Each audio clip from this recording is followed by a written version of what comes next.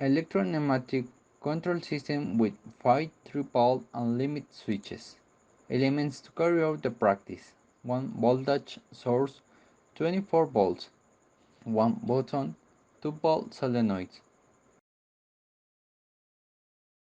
1 magnetic proximity switch. 1 source of compressed air. 1 5-3Y valve. 1 double action cylinder. The operation will be explained below. Pressing the button activates a solenoid of the valve that allows the exit of the cylinder rope. Since the magnetic proximity switch is positioned on the end of the cylinder, it sends an electrical signal to activate the other solenoid of the valve so that the cylinder returns to its initial state.